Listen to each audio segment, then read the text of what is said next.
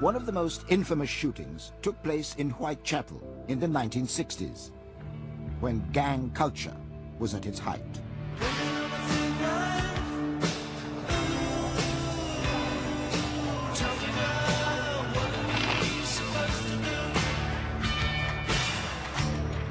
Do you think anybody will ever be as big as the Krays were? No, never. Twin brothers Ronnie and Reggie Kray ruled the East End with intimidation and violence. Fear played a large part in it, and I think this is because they always did what they threatened. They went to have 30 stitches. Well, they're animals, really. I'm on my way to meet three brothers whose lives were changed by their association with the Krays. They are Bobby, David, and Alfie T. Their mother owned the local nightclub, and the brothers became close to Ronnie and Reggie. Alfie, you were the one who introduced the brothers to the Krays. Yeah, How did that happen? Got to know him, he called me over, he said, come over and meet him. Hello, boy, how are you? Yeah, all right, good. So he was very friendly? Yeah, you're a smart fella, ain't you? That's how he talked. And he used to speak like that. A lot of people have got the impression that clubland, London, is very tough. In all clubs you get an occasional drunk, you know, and sometimes have to be slung out, and that's why there's doormen there. Ronald, what do you think about clubland in London? Well, I think most clubs are very respectable, you know, and I don't think there's any trouble at all in them, except occasionally. Bobby, what were your first memories of meeting the Krays? Amazingly friendly, and I thought, well, you know, they're obviously villains because most of the people we knew around that area were villains. So, but a villain is a different thing than a killer. Yes. Bobby's life changed in 1963, when Ronnie Kray shot and killed rival gang member George Cornell in the Blind Beggar pub in Whitechapel. After the killing, the gang convened here in Walthamstow. David, what are your memories of that night when you came here for the first time? What was that about? Reggie Kray, he phoned up me. He said, the Colonel wants to see you. Ronnie was called the Colonel. Ronnie Kray was called the Colonel. And when he said he wanted to see you, you had to absolutely respond? Everyone. If he said be there, you've got to be there. Otherwise he'd send someone round and he'd drag you around there. So, and we went over there and I said, what's happening? So Reggie jumps in the front. He said, get off the manor, lively. He said, well, he's just shot Cornell. He's just killed Cornell in the head. Best thing, he said, dead men can't speak. Who said that? Ronnie Kray said the best thing is dead men can't speak. And there's one thing you couldn't do is go to the police, because by the time you got to the police station and walked out, Ronnie Kray would know. They would know. So you're saying to me that the Krays had people on the inside in the police? Yes. All the time? 100%. Fine, Squire. Yes, just a minute, I'll put it through to him. In the 1960s, Scotland Yard's flying squad fostered close relationships with criminal informants. Hello, Mickey. Got some information for me? For some officers, this meant crossing the line, taking bribes, turning a blind eye, and tipping off criminals. The Teal brothers felt trapped when the Krays, anxious to avoid their regular haunts, insisted the gang hide out at David's family home. I think there must have been at least 12 of us sleeping on the floor in the one room. And there was guns being bought in. And there was.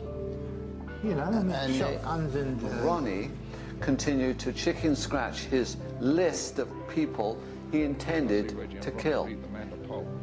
He took one of my kids' little books and he started putting names. So Kray compiled a list of the people to be killed. Who's going to be next? On your daughter's colouring book? In my front room. The siege continued for several days, and Bobby, the eldest brother, began to make a plan to get his family out of a critical situation. When did you begin to think that you couldn't allow this to go on forever? There was a couple of things happened that really put me on a track that I had to do it. I had to do something. One was when Ronnie was over on the Isle of Wight, there was a party going on. And basically, to put it in a nutshell, he said we were going upstairs to the party and it was nothing to do with a party. He planned to rape me and he did.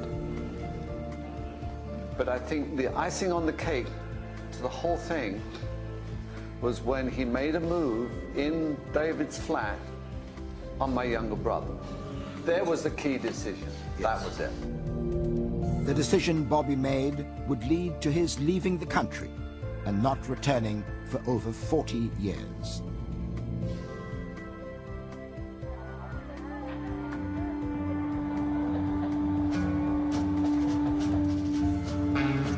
In the 1960s, Ronnie and Reggie Kray were London's most feared gangsters. They were, in this country, what the old-style Chicago gangster was in America. See, they started a fashion of murder, terror. There's only one man I know that did retaliate, but they got him in the end, and they cut him to pieces. I've come to the Stoke Newington area of North London with Bobby Teal, a one-time associate of the Krays. After Ronnie Kray murdered George Cornell, the twins insisted on using this flat as a place to lie low. Bobby's brother David lived here with his family. Bobby, let me take you back 50 years ago. What are your memories when you come back to this place? A little horrific, to say the least. How so? Well, the actual smell inside that house was just amazing in terms of the sweat and the booze and the cigarettes, and I was quite terrified. So you were in an atmosphere which reeked of crime. What did you think of doing? I could see where this thing was going, and I thought they dragged us into this. We are now literally accomplices. Someone's got to do something. And so I made an excuse to Ronnie to say I had to go and see my mother, and that's when I made the decision to get in touch with Scotland Yard. Although he knew that the Krays had connections inside the police force, Bobby made his way to a public telephone. So this was the phone box from which you made the call? Yes, I believe it was. I made the call and I asked for a Mr. Butler. At the time, Tommy Butler, famous for apprehending the great train robbers, was investigating the Krays. He asked me, what do I know about the Cornell murder? And I said, considerable amount. He said, well, we need to meet. On that day, Bobby Teal became an informer, secretly meeting Scotland Yard detectives under the code name Phillips. He would often give information to his handler as they drove around in unmarked cars, with Bobby hiding on the back seat. I just had no idea how it would end. I knew and was totally convinced I'd never get out of it alive. Did the Krays at any point suspect that the name Phillips, or the code name Phillips, was associated to an informer? Totally knew that it was the informer. But they didn't know who Phillips was? Didn't know who Phillips was. Did you have any idea? I didn't know Trevor till 2 years later. By the time Alfie and David discovered Bobby's secret, all three brothers were in prison. They say Scotland Yard framed them for collecting money with menaces to keep them safe from the Krays until it was time to testify. But this has never been proven. The 34-year-old twins, Reginald and Ronald, came here early this morning with flying squad officers. They were found in the 9th floor flat in a skyscraper block which is occupied by their mother. The whole operation has been one of the most closely guarded secrets of Scotland Yard's history. The Krays were convicted of the murders of George Cornell and Jack McVitie. Even in prison, it's feared that the twins might order men's deaths. So prosecution witnesses are still guarded by the police. Bobby, after the trial, you left and had no contact with your brothers for many, many years. Why was that? As soon as my guards were removed and they said, you're on your own now, I said to myself, I have to get out because now I'm a target to everyone. Bobby fled Britain and settled in Canada. Believing that the Krays still had influence and connections, he never dared reveal his whereabouts, even to his own family. Then in 2012, over 40 years later, David found his brother online. How did you control your emotions knowing that you had kept this distance from your brothers after all this time? Well, the first thing I did was cried for a few days because I did everything in the power that I had to block it from my mind for 40-odd years, never dreaming that I would ever see him again. And I thought, okay.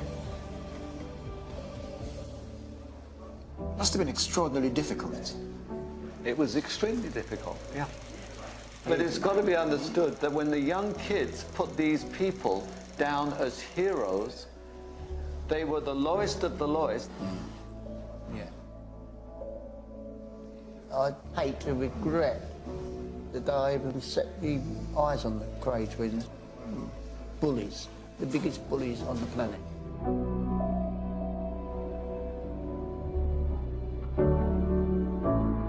In the years after the Krays were convicted, several bribery and corruption scandals involving flying squad officers were revealed. I'll see you at 9 o'clock tonight. In 1977, 13 were convicted on charges of corruption, including the squad's commander.